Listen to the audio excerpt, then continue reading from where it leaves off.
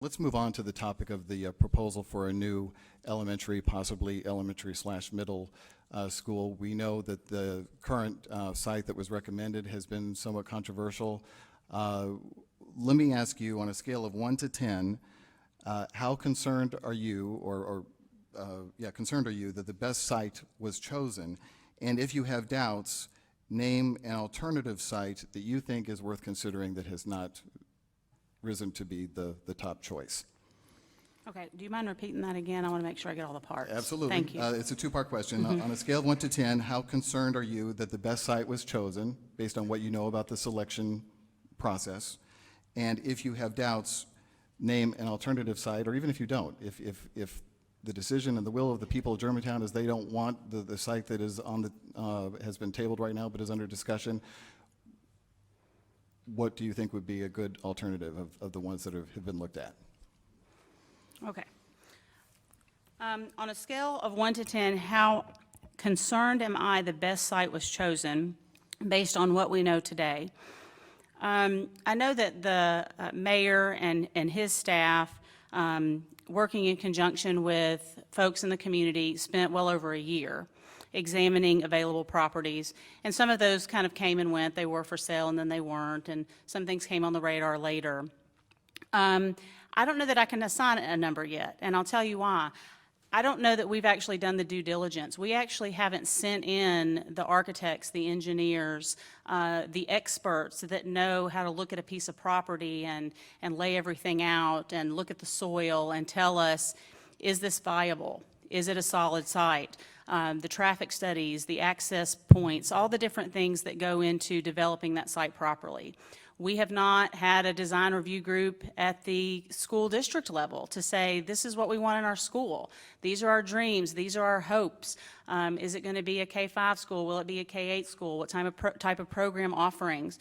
Until we have the community feedback and the feedback from these experts that are paid to investigate a site properly, I don't know that it's really fair to say where in the city is the best place. I think we've got to do a little bit more digging, and I don't want to base a decision just on the limited information that I have now. I think we've got to do a little bit more investigation at this point. And we know there will be some due diligence that going forward here, but Laura, based on, what is your initial take on the site and the concerns about it? Well, I commend the mayor and the alderman and his staff for working so hard to come up with some suggested sites for a new school. But I do firmly believe that we kind of put the cart before the horse. And with something as critical as this, when you're talking about people's children, when you're talking about possibly sending your 5-year-old on a bus down to Winchester and Crestwin, I think you're going to have some pushback. So I think it's imperative that we do have this community engagement that's going to take place on Wednesday, and I really wish that had taken place before the announcement and the decision by the Board of Mayor and Aldermen and the subsequent tabling of the motion by the school board last Monday. So let's get through this next step of getting public input, getting those stakeholders heard, and then we can make our assessment from there. Is there an alternative site that you think should be considered? I have not personally driven around and walked and looked at sites. I'm just kind of partial to the Forest Hill and Poplar Pike property. Just it's a nice area. I mean, you look at the map and it's like, okay, it's kind of in the center, but. Okay. And Mindy, you next here. Obviously, another argument about this particular site is much of it's based on the assumption that we will get those legacy schools, and geographically, that's one of the reasons we've heard. You covered one of my notes. So, well, good. So just give us your take on the site and its viability and your views on it. I have to say I've been part of the facility planning committee for the school district, and when we, I guess 2.5 years ago, started talking about all this, that was one of the things is we wanted to look more in the Forest Hill, Poplar Pike area, so that we weren't going to build right on top of GES and GMS, so that we spread it out and it would be the best location.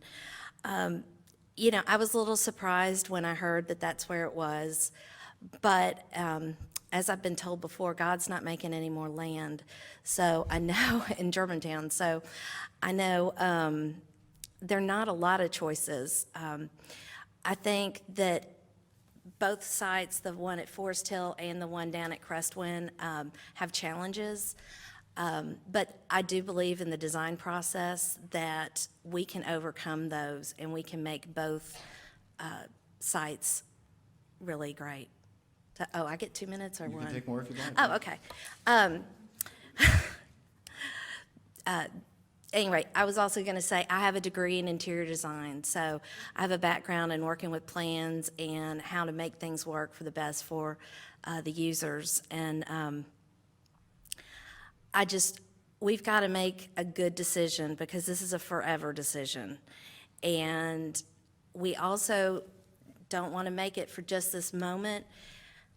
We've got to be looking at where the growth is and what's going on in Germantown and take all of that into consideration with the decision.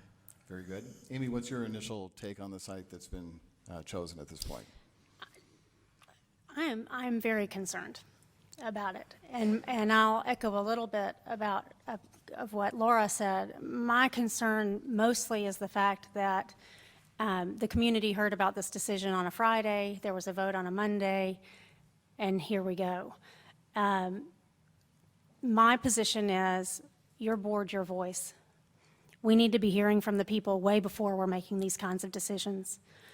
The South Poplar people are the ones that are most impacted. They should have been talked to. They should have been corralled and said, hey, what do you want from a neighborhood school? Do you want it right next door to Germantown Elementary? Do you want it down on Winchester? Do you want it at Forest Hill and Poplar Pike? Let's look at the options. Let's look at the positive and negatives. Or basic, what are the criteria that you have for the land that you want your school on?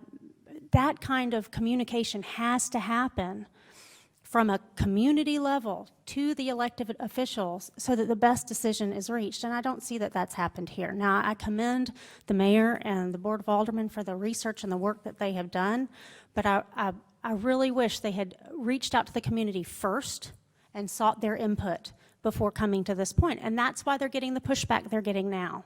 That's why the Board of Education is getting the pushback that they're getting now, because they haven't been involved in the process as much to this point. So as far as an alternative site, I've talked to a lot of people. We've had some different events, and they've had all kinds of opinions.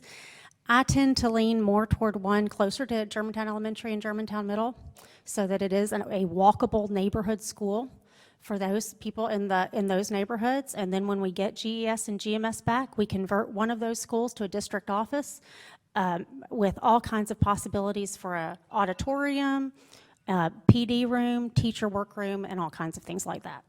Suzanne? Wow, this going towards the end is taking all my thunder. Just kidding. What I would say is I'm concerned.